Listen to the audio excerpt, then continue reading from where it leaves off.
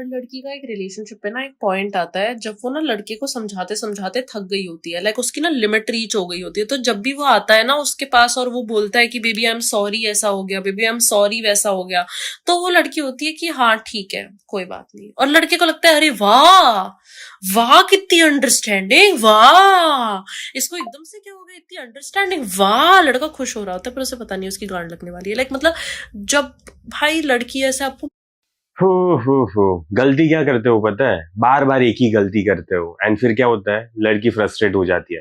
लड़की को ऐसा लगता है कि ये बंदे के दिमाग में है ना कुछ घुसने ही नहीं वाला। एंड अगर इसके दिमाग में कुछ घुसने ही नहीं वाला एंड इसे मगर बार बार मुझे एक माँ की तरह बताना पड़ेगा कि बेटा तुझे ऐसा नहीं करना है, बेटा तुझे ऐसा करना है, बेटा तुझे ये करना है, बेटा तुझे वो करना है, तो कोई भी लड़की है ना मेरे भाई फ्रस्ट्रेट हो जाती है। देखो लड़की का बायोलॉजिकल दिमाग कैसे काम करता है पता है? उसे ऐसा बंदा चाहिए होता है जो अपनी लाइफ में ना लीड कर सके, जो उसके फैसले भी ले सके जब वो पूछे तब। ठीक है, बिना पूछे नहीं बताना, लेकिन जब वो पूछे तब बताओ। ठीक है, इसे बोलते हैं लीड करना लाइफ में, रिलेशनशिप में। लेकिन तुम क्या करते हो, नहीं यार बताओ ना मुझे क्या करना चाहिए, कौन से रेस्टोरेंट में जाना है, कौन सा खाना खाना है, कहाँ जाना है वैकेशन पे, कहाँ क्या नहीं करना है, ठीक है कैसे कैसे हम करेंगे ये सारी चीजें जब तुम लड़की से पूछते हो तो तुम लीड कर रहे हो इस रिलेशनशिप में, नहीं कर रहे तुम लीड। एंड जब तुम लीड नहीं करते तो क्या होता है पता है? इमोशंस, अट्रैक्शन, सारी चीजें है ना मेरे भाई ड्रॉप हो जाती है। क्यूरियोसिटी नहीं रहती बंदी को, ना ही बंदी तुम्हारे ऊपर डिपेंड कर सकती है। तो जब ये सारी चीजें नहीं होती तो क्यों कोई लड़की तुम्हारी लाइफ में आना चाहेगी? तो सबसे ज्यादा एंड इंपॉर्टेंट चीज होती है कि तुम अपनी लाइफ में एज अ मैन लीड करो। ठीक है, बार बार बंदी से पूछते मत रहो क्या कर सकता हूं क्या नहीं कर सकता, अरे सॉरी गलत बुरा लग गया क्या, माफी चाहता हूं मैं, अरे सॉरी अगली बार से नहीं करूंगा, लेकिन फिर वापस वही अगली बार पूछते रहोगे। ठीक है, सेम चीज बार बार जब तुम बंदी को कन्विंस भी करने लगते हो ना कि अरे यार सॉरी यार गलती हो गई मेरी, सॉरी यार गलती हो गई, ठीक है ऐसा नहीं करूंगा मैं, वैसा नहीं करूंगा, अरे क्या हुआ तुझे बताना क्या दिक्कत हुई, बताना क्या दिक्कत हुई। एक बार से ज्यादा कुछ भी पूछना नहीं होता। ठीक है, एंड एक बार एक काम के लिए सॉरी बोल दिया ना तो फिर वो दूसरी बार रिपीट नहीं होना चाहिए, दूसरी बार सेम मिस्टेक नहीं होनी चाहिए रिपीट। ठीक है, क्योंकि क्या होता है पता है, वो सॉरी की इज्जत कम हो जाती है।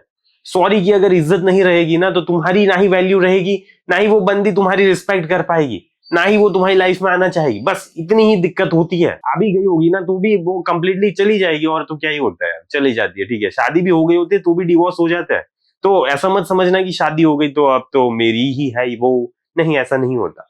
अगर तुम एक मैन की तरह बिहेव नहीं करोगे तो वहां पे वो एक लड़की की तरह बिहेव नहीं करने वाली। सिंपल सी चीज है बस ये। माफ करना शुरू कर देना, पॉइंट आउट ना करे कि मुझे ये बुरा लग रहा है या मुझे ये बुरा लगा, और आपको पता है उसे ये बुरा लगा है फिर भी आपने करा है कि आपको बुरा लग रहा है, फिर आप उसे सॉरी बोल रहे हैं, आपको पता है उसे ये भी बुरा लगेगा कि आप उसके सॉरी बोल रहे हैं, हरकत रिपीट करने के बाद आप उसे 495 बार एकदम ही सेम चीज पे सॉरी बोल रहे हैं, बट आप फिर एग्जैक्टली, देखो बार बार जब एक ही चीज पे कोई भी सॉरी बोलेगा ना तुम खुद फ्रस्ट्रेट हो जाओगे यार। एंड तुम करते हो, ठीक है तुम करते हो, एंड दिक्कत यही आती है, यही दिक्कत आती है मेरे भाई। अपना बिहेवियर चेंज करना होता है। सॉरी मत बोलो, ठीक है एक भी बार सॉरी मत बोलो, बस वो चीज कभी भी वापस रिपीट मत करना। उतने में ही सबसे ज्यादा फर्क पड़ जाएगा। ठीक है, बहुत ज्यादा फर्क पड़ जाएगा। एंड बंदी तुम्हें आइडलाइज करके रखेगी, देखेगी कि ये बंदे के बिहेवियर में इंस्टेंटली चेंज आ जाता है, एंड बाकी सब बंदा जैसा नहीं है ये मेरा बंदा। ठीक है, ऐसा वो फील कर पाएगी वो। सॉरी बोलेंगे और फिर वो एक पॉइंट आएगा, वो एक बार लड़ेगी, 2 बार लड़ेगी, 3 बार लड़ेगी, फिर आपका ये 444वीं बार जब आप करेंगे ना तो फिर उसके बाद आपका ऐसे लिमिट आएगा और वो लड़की बोलेगी कोई बात नहीं, बहुत प्यार से आपको बोलेगी कोई बात नहीं, आई अंडरस्टैंड ऐसा होता है, और अगली बार ऐसा दोबारा होगा तो कोई बात नहीं, आई अंडरस्टैंड, मैं तुम्हारे जीवन से निकल रही हूँ, tata bye, it's over for us. देखो एग्जैक्टली यही सिचुएशन होती है। तुम मानो या तो फिर ना मानो, तुम एक ही मिस्टेक या तो फिर बार बार मिस्टेक कर रहे हो ना तो दिक्कत आएगी मेरे भाई। लड़की पता है क्या एक्सपेक्ट करती है, मजाक नहीं कर रहा मैं यहाँ पे, वो ऐसी एक्सपेक्टेशंस रखती है कि ये बंदे के साथ जो भी मैं रिलेशनशिप में जा रही हूँ ना उसको सारी चीजें पता है।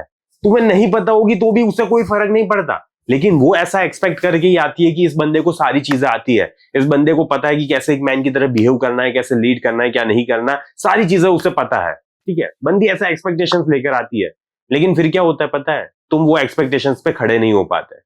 फिर क्या होता है पता है, वो लड़की तुम्हारी लाइफ में रहती नहीं है। तो ये सारी चीजें होती है मेरे भाई जब तुम एक मैन की तरह बिहेव नहीं करते। तो प्लीज लाइफ में बस एक ही चीज करो, लीड करना सीख जाओ। बार बार ना ही माफी मांगो, ना ही बार बार रिक्वेस्ट करो, ना ही बार बार एक ही चीज पूछते रहो, ठीक है, ना ही 10 चीज पूछो यार। अपनी लाइफ के फैसले ना खुद से लिया करो, तुम्हारी जिंदगी भी आसान हो जाएगी, बंदी की जिंदगी भी आसान हो जाएगी, एंड दोनों को एक दूसरे के साथ रहने में मजा आएगा।